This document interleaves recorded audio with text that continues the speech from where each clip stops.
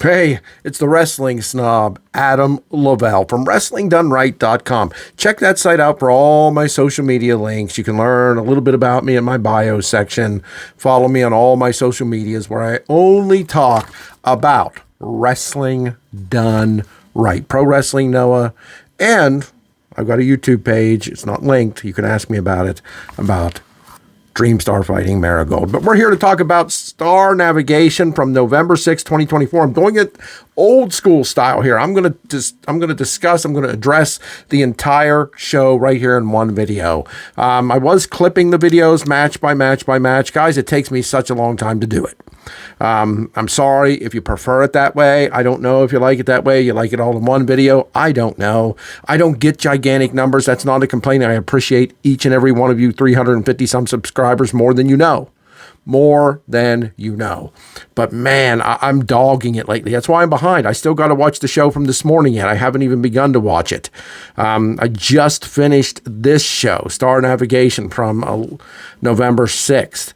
Because I'm behind and I get tired and I have a demanding job. I love it, but it's demanding of my time. So I don't want to keep digressing and talking about other subjects. So let's jump into this show. Again, Star Navigation, November 6, 2024. It kicked off with a pre-show matchup that saw Hajime Ohara take on LJ Cleary. I like this match. It was a solid one. Cleary, I'm trying to read my own notes here. Is clearly the one has the upward trajectory.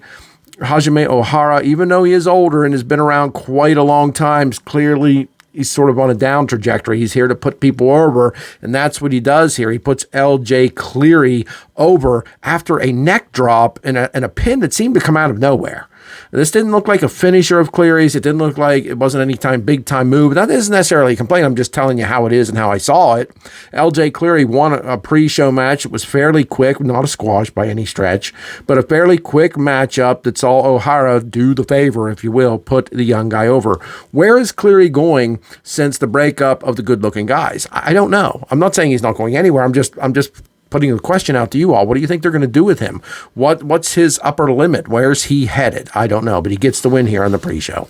The first match, the official first match, was part of the N Innovation Tournament second round. Dragon Bane took on Yuto Kikuchi in a pretty solid match. I've really been reserved in what I think about Kikuchi. I mean, he's good. I don't begrudge him being part of the company, not in any way, shape, or form, but I don't know what I think of him. I guess he fits in the Rattels pretty well. It's just, I don't know. I don't know what to think of him. I do got to say, I've shouted it out before. I'm going to shout it out again. He seems to have stopped that stupid top rope walk where your opponent holds your hand while you do it. That is one of the stupidest moves in wrestling. I don't care if The Undertaker did it before. It is stupid. Why your opponent wouldn't push or pull you off, it makes zero sense. It's one of the most cooperative looking moves of all time, and he hasn't done it in a while, and I'm going to give him his flowers for that. This matchup began a little slow, which I appreciate. I really like when the junior heavyweights take their time and don't jump into video game antics right away, and these two did not. So that helped me like this more than is usual. Dragon Bane is chopping a lot, using his strength in this matchup. Like, rather than flipping and diving and twisting and turning, tope suicidas and all that stuff, they're working each other. They're making this look like a fight, which I very much appreciate it. Bane is very sure of himself in this match. Very cocksure, very arrogant. Does cost him a little bit. Kikuchi does a moonsault off the top rope to the outside at one point in the later part of this matchup that looked like he could have been killed. No exaggeration, guys. Dragon Bane had to really step 2 or 3 fast steps into it, because what he did when he did a moonsault off the top rope, he stayed inches from the turnbuckle. He didn't shoot outward. I'm sure he's probably trying to protect the crowd, okay? Because he did motion for them to get out of the way, and a couple of them didn't. So he tried to keep this close to the apron, and it was scary close. Both wrestlers were okay, but it was a scary moment for sure. Dragon Bane wins this again, pretty much almost seemingly out of nowhere. Doesn't bother me terribly. Not all matches have to end in a big time finishing move. He did hit his big moonsault, so I guess that's not necessarily out of nowhere, out of anywhere, what have you. He wins it with a big leaping moonsault in a good, decent junior heavyweight match. Bane moves on to the finals. And we'll see who he's facing coming up soon, because the next match was the next second round match of the N Innovation Tournament, which saw Junta Miyawaki take on Asuka. And this match was ridiculously fast. This was around 4 minutes. Again, it wasn't a squash. Both of them fought back and forth. They brought up the fact that Miyawaki's wearing orange again, back when he used to be known as the Orange Crush or the Orange Wave or something like that. I remember it. I don't remember what the nickname was. Miyawaki is one of the best improved wrestlers in all of wrestling, definitely in Noah. But look, Asuka's out of his league. I'm just being honest. That's not an insult to Miyawaki, who I just said is one of the most improved wrestlers in the company, if not all of wrestling. But look, Asuka's on another level. Ever since he returned with this new name, Asuka, and the new look, everything about him is money. He's one of my favorite junior heavyweights. He just is incredible. But Miyawaki wins out of nowhere. He just basically reverses a roll-up and gets the pin. There was nothing special about the match. It was fine, but it was quick, and it just seemed to be, let's get Miyawaki over and move him on to the finals. And I didn't dislike it, but it was so damn fast.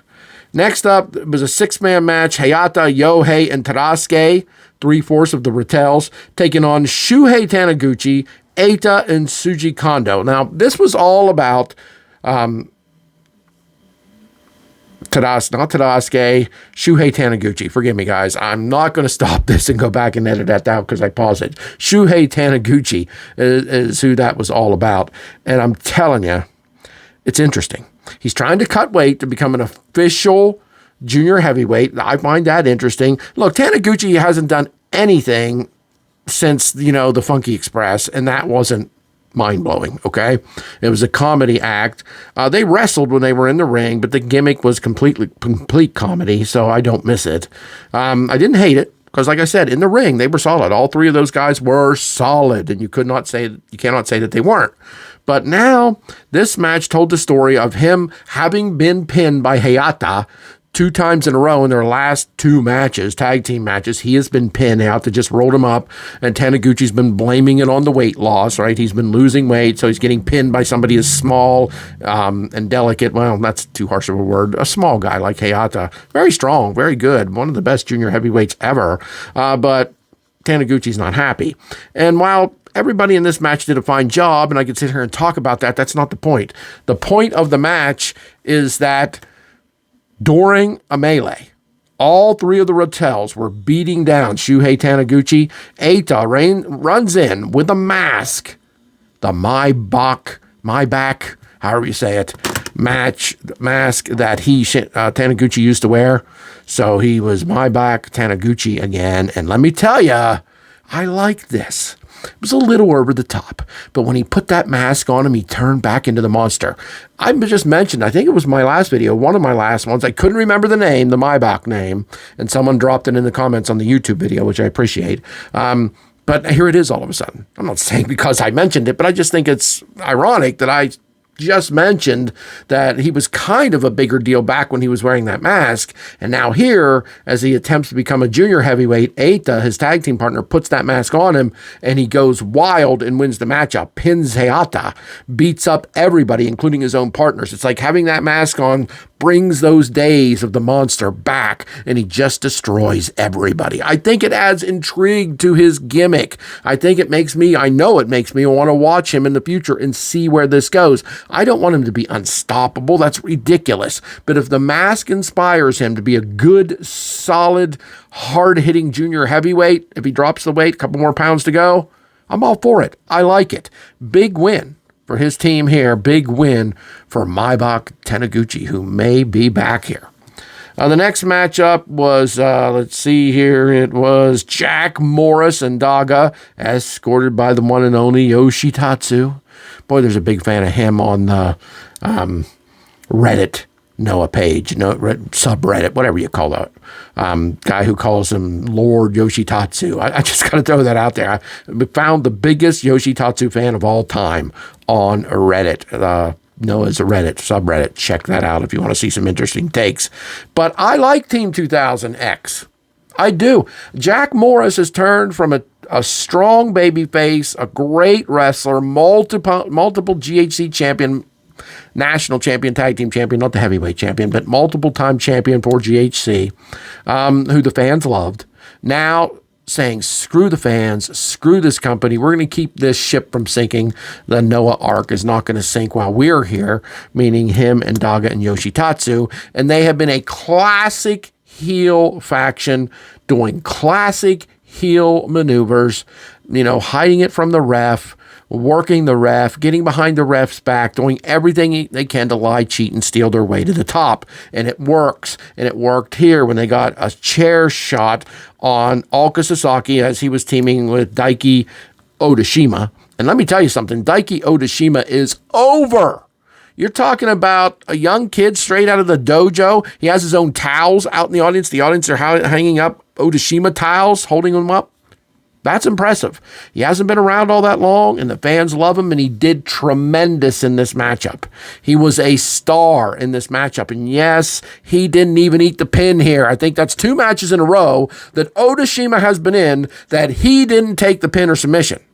Ulka Sasaki got beat here by a chair shot behind the referee's back, but it's a big win for Team 2000X because, look, Morris has been telling Ulka Sasaki he doesn't deserve the match with Nakamura. And in most of this match, Morris was doing the little hand movements and the shaking and the foot stomp shaking that Nakamura does, just mocking Nakamura, saying he should get that match against Nakamura. After it was over, he said, look, the last 3 times we faced each other, I have left you laying. Now, some of those matches were blatant disqualifications. Here, their cheating did prove successful, and they get the win. And Jack Morris feuding with Ulka Sasaki is great. That's something I want to see, that singles match. It is coming up here in November in a few weeks. They have scheduled it. Should be awesome. This match, not awesome, but good. The heel team won with heel tactics, and I'm never going to really begrudge that. Now, I cannot stand ridiculous heel tactics with groups that do, Suzuki-gun, the hate group over in Stardom. Sometimes it's just too much. It's too over the top. It's too ridiculous. But heels who know how to cheat behind a ref's back to gain an advantage, that's wrestling done right. And that's what I would call this matchup. Next match was an 8-man tag team match. Now, guys, if you know me, you know that I'm not really into multi-man tag teams, even if I love all the wrestlers in them like this one. I mean, I love All Rebellion. I was a Congo guy. My Congo shirt's still hanging up in my studio right over there in the corner. But this saw Kaito Kiyomiya, Keno, Alejandro, and Kai Fujimura, All Rebellion, take on Anthony Green, Alpha Wolf, Luis Monte, and this guy, Wolf, what is Gaia Wolf? Gaia Hawk. Sorry, not Wolf. Going back to Alpha Wolf. Gaia Hawk. He impressed me the most in this match. And look, when I see these guys that I suspect are probably from DDT, I'm not really thrilled. I don't like DDT. I don't hate the wrestlers. God bless them. I hope they're successful as hell. That company's just not for me. And so when I see the wrestlers come in, I'm like, I'm not going to develop any affection for them because they're not Noah wrestlers. They wrestle for a company I have no desire to ever watch. Yes, I've tried, and no, I won't again. It's not for me. It's ridiculous and silly. And I'm not a big fan of Luis Monte. He's not bad. He's not bad. I don't know. I can't get into him. I don't like his look. I'm not a big fan of his style. And the fact that his first time in Noah, he beat Kaito Kiyomiya, not in a non-title match, of course. That doesn't excite me either. Jack Morris did the same thing, and Jack Morris has always impressed me. Luis Monte isn't bad. He just doesn't impress me. I'm like, I don't care about the guy. But this Hawk guy, this Gaia Hawk, he's someone I could gain a big interest in if he's going to stick around, and he helped lead his team to the victory. Green, Wolf, Monte, and Hawk beat All Rebellion. That is a huge win for them. Looking at scanning my notes to see what I have written here. Luis Monte doesn't do much for me. He's not bad. Gaia Hawk is good. I want to see him work, though. Okay? He's good. A lot of good high flying, a lot of good fast forward video game looking shit. But I want to see how Gaia Hawk works. Put him in there with Daga sometime. He didn't earn a championship shot yet. Just get him in the ring with Daga and have them have a match where they work instead of flip and flop around. And I want to see how he does. I suspect he'd do fine, but I don't know. We missed the ending of this. We didn't see how it ended. Alpha Wolf won it with the Wolf Driver or what have you. The camera cut away completely. I don't know if the cameraman was drunk or what happened, but they showed the dives of the two other guys in the ring onto their opponents outside the ring instead of showing the driver that won the match. That was a little bit annoying. I mean, I'm not like flipping out about it, but didn't get to see the end. Not good. The next matchup was a 6-man tag team matchup. Manabu Soya, Harutoki, and Yu Owada took on Goji Ozaki, Muhammad Yone, and Atsushi Kotogi. I'm going to be honest with you guys. I had this on. I did not fast forward it. I did not miss it, but I sort of messed around with some other things. Sitting in the seat, I have 2 dual monitors in my phone while my phone's recording this. And sometimes I just play around on things. I couldn't bring myself to care about this. All the wrestlers are great, all the wrestlers are great. I mean, big fan of Soya, big fan of Shiozaki. Owada, I think, is the hottest guy. He gets beat here, of course, by Kotogi randomly with the kill shot. Or I think that's what it's called. Kotogi doesn't win much. He's there often. He's not a bad wrestler by any means. But I don't know. These multi-man matches often are just, they have a pattern. Soya and Shiozaki was a preview for the upcoming national title match. Okay, I get it. That's how it works. But these other guys were just in there willy-nilly. I care about them as wrestlers. I didn't care about them in this match. I didn't care about their battles. I'm not a fan of Owada going down here because I think he's a hotter star than some other guys here. Muhammad Yone's great. I don't expect him to get pinned. This is pure SO. They don't, abuse their elders and their seniors. I know that, unlike New Japan, who often makes them lose. That isn't the way they do it here. So Owada is obviously the one that's going to get pinned here, but I'm just ready for Owada to break out. Odashima is already breaking out. Why can't Owada? Owada is very good as well. That's just a bitch session for me, but that is how that match went down, and I just found it a fine match. I just couldn't bring myself to care that much. As much as I love Noah, I just was like, okay, it is what it is. Now we're on to some matches that I'm really into towards the end of this card. The 7th match of the night. Kazuyuki Fujita versus Masa Kitamiya. This is my style of match. These two hosses just beat the living hell out of each other all match long. I've been a big Masa Kitamiya for years now, since I first discovered Noah about almost 10 years ago. I think it's like 8 or 9.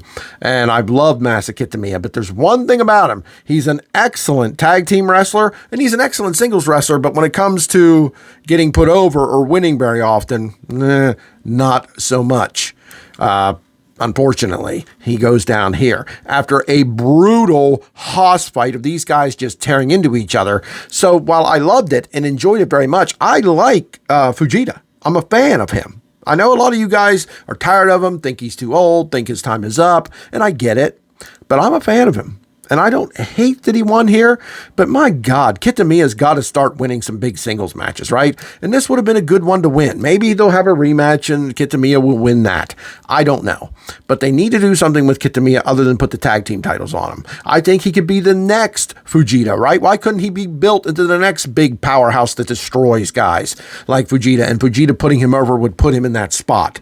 It didn't happen here. I'm okay with it. I still wished it would have, but I'm okay. What do you guys think? Is Fujita done? I mean, he still works fine. In that style of match, he's good. But I think it is Kitamiya's time to step up and be the man in regard to those style of matches. That's just my opinion. And it didn't happen here, even though it was very good. The semi-main event was... got a new computer here. It keeps going to a screensaver in a couple minutes. I got to change those settings. The semifinal main event was the final round of the N Innovation Tournament. Junta Miyawaki versus Dragon Bane. It was good. It was good, but it was a very modern day style matchup. Now, do I hate all modern day wrestling? Well, in America, I do. It's just horrible. Japan does it better. Noah does it better. Marigold, Stardom, New Japan. They all do modern style wrestling better than WWE, AEW, TNA. That's my opinion. That's why I watch these companies. But I still wish they would have worked a little more. I still wish that would have been a little less flipping and diving. I definitely lost a lot of interest in this when they fought into the crowd and Dragon Bane got DDT'd by Junta Miyawaki on the cement upstairs in the crowd. Came back and won. Do I hate it? Am I bitching about it? No, it was a good, solid match for what it was. I mean, a modern day, high speed, flippy, floppy, typical junior match. Done well. I did hate that spot, though, with the DDT. Guys, if guys are working each other, wrestling each other right, and you want to come up with some big spots, I have nothing against that. But a DDT on the cement, somebody needs to stop and say, let's replace that. How about a backdrop on the cement? You know, how about a suplex? A brain buster, not a brain buster. But that's what Japan calls. I'm talking about what Americans call suplexes. Just something, not a DDT. That took me out of it completely. I did finish watching it.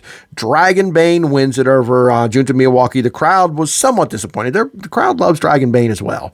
But Junta Miyawaki has made it a point to go out there and try to capture the crowd, especially the children. So I'm sure there was disappointment when he didn't win it, but his time is coming. I'm sure he will get a shot at the Junior Championship as Dragon Bane is set to take on Daga, who was on commentary, did a really good job on commentary, added to it. But afterwards, Daga says he's going back to his hotel room for a drink, instead slides in the rings, attacks Dragon Bane, who defends himself well. Daga rolls out and backs off. We're going to see that match coming up. That should be good. I think I love Daga's comment on commentary. At one point, he said, if you clip these guys' wings, I'm reading it to get it right. If you clip these guys' wings, they're lost. And I agree. And I love it. That's what Daga does. That's why he's held this title several times for long reigns, because he realizes most of the juniors are these high-flying video game guys, right? And if you clip their wings, you keep them grounded, you keep them from doing that stuff, then they're lost and they don't know what to do. And he beats them. He works them and gets himself over, pins them. And so Dragon Bane, he can work. I've seen it. I've seen him not rely on flips and flops and dives. I have seen it. So if that's the style of match we get, with some flying stuff mixed in for fun, for a pop here or there. But if this match between Daga and Dragon Bane is a worked match and looks like a fight, it will be amazing. I have seen Daga do it with other juniors. But that's also Daga's style, so it'll be hard to beat him if that happens. But I think Junta Miyawaki will soon get a match against the winner of this, and I think Asuka will as well. We've got an incredible junior division. I don't always love the junior matches because they're more modern than the heavyweight matches, but they're good for what they are. Modern matches in pro wrestling, Noah, done well. Just don't DDT someone on the cement, please, and keep going. Not only keep going, but the guy who had that move done to him comes back and wins. That's a modern day American type of shit, guys. Don't do that stuff, please. And finally, the main event. Loved it. This is the heavyweight style. Noah is the best. There's no company better in the world doing heavyweight style wrestling matches. I'm talking about the match that will determine the number one contender to Kaito Kiyomiya's GHC Heavyweight Championship, Naomichi Marufuji versus his tag team partner. They are both the GHC Heavyweight Tag Team Champions, one half each, Takashi Zagura. I mean, this is just your typical heavyweight match. That doesn't mean it's predictable or boring. I love it. They look like they're fighting each other. They look like they're trying to hurt each other, take each other out. Bruce and Mark Pickering and not Bruce, Stu. Who's Bruce? I don't know. Stu and Mark on commentary talked about this, and they said, I don't know if both of these guys will hit moves on each other, their most dangerous moves, because they're tag team partners, right? They don't want to hurt the other and end up having to be stripped of their tag team titles. But let me tell you what, I don't think that held up to be true. Segura gives Marufuji an avalanche brainbuster, and Marufuji pile drives Segura on the ring apron. So I don't think they were worried about not hurting each other, because, my God, they went all out. And in the end, it was Segura who captured that ridiculous guillotine of his. He is so damn strong. Once he locks your head in that, 99% of the time, you're not getting out. Marufuji fought and struggled and tried to get away. He did not tap. Many guys will tap. But Marufuji allowed himself to be put to sleep because he wasn't going to tap. Segura moves on to face Kaito Kiyomiya for that GHC Heavyweight Championship. You see over my head, not that one, but this one. I might swap them so you can see the GHC. That's the Wrestling Done Right Championship. That's the GHC Heavyweight Championship. Maybe I'll swap their places. I don't know. But great matchup. In the end, Kaito Kiyomiya comes in. There's no fisticuffs. He's just confronting Segura, telling him, he's ready to face him. And in comes Saito, who is retiring very soon. He's on his retirement road. And he challenges Naomichi Marufuji for his final match. He tells Marufuji so many wrestlers over the years, over the last 10, 15 years, have come into wrestling naming Marufuji as somebody that they have looked up to and molded their careers after. And Saito respects him so much, and the times they've worked with each other and against each other over the years, he wants Marufuji to be his final match, and Marufuji agrees. So when we get this card coming up very shortly, I think it's the 14th. I need to start making notes of that kind of thing. I apologize. I believe it's the 14th. We will see Kaito Kiyomiya versus Takashi Segura, and we will see Marufuji versus Saito in Saito's last match. Great stuff. I still have the show. What would I rate this show? This show here that I just reviewed, I would give this 7.5 out of 10. And look, I enjoyed it all. There was nothing bad about it. But for a Noah show, it was focused a lot on the juniors. The juniors aren't my thing. I like them. I enjoy them, but they aren't my number one passion. So I didn't get as many heavyweight bouts on here as I would like. And what I did were multi-man tag matches, which I'm sorry, I do get tired of. I understand that's how Puresso does it. Everybody, New Japan, Stardom, Marigold. Marigold doesn't have a very big roster, so they can't do too many multi-person matches, so I kind of enjoying that. I don't hate them. They're just predictable and kind of, okay, to me, So that's why. It's not bad. It's not Noah's fault. It's not anything they could really improve. It's what they do. It's what's always done. But honestly, guys, when I watch these shows, I'm probably going to fast forward multi-matches. They're starting to bore me, and I don't want to get to the point where I don't do this podcast. I don't. I'm not saying I'm close to not doing it, but I don't want to ever get close to not doing it because I'm kind of bored and with the predictability. So I might watch just the last couple minutes to see who wins them. We'll see who's in them if they inspire me enough to watch. But anyhow, I'm Adam Lavelle, WrestlingDoneRight.com. Thank you for joining me. I will watch and review today's show before the end of this weekend by Sunday night. At least I'm going to try my damnedest. All right. Check out the Marigold show, the Marigold YouTube. It's called Marigold Majesty. I do commentary on there for the non-commentary shows. If you're interested in that, if you want to hear some English commentary, thought about doing it for Noah in the past. I did one for Noah, I believe. It got, I think, one comment. I don't know if you guys want to see that. Do you want to see me do commentary for non-commentary shows so you have that available, English commentary? Even if you don't love my commentary and think I'm the best, it'd be something, right? I think I'm pretty decent. I did it for like 10 different independent companies. I'm on RF Video and other wrestling sites. You can buy DVDs with my voice, and my partner, Chuck Ransford's my colleague, my partner in commentating. You can hear us on those shows. So I have a lot of experience. But anyhow, I digress. Thanks for joining me. We're almost at the 30-minute mark. I know many of you don't watch these videos the whole way through, and I'm not insulting you for it. That's just how it is. But hopefully you've gotten some enjoyment out of this, because it does take me time and it does take me effort and it is some work. And I'm not bitching about it. I'm just saying I don't want to do this for nothing or for little reward. I know Noah is a niche product, especially for American fans. So I know I'm never going to get huge numbers, and that's fine. This is a passionate thing I do, okay? Because I love pro wrestling. Noah and Marigold are the only two. Whole Japan, maybe. I'm just trying to start watching some of that. One of the few companies that really do wrestling the way I think it should be done. New Japan is close, but they'd still do some hokey, goofy American westernized shit that I'm not into. But anyhow, I'll let you go. Thanks for joining me. I'll be back again with more thoughts on Pro Wrestling Noah before you know it.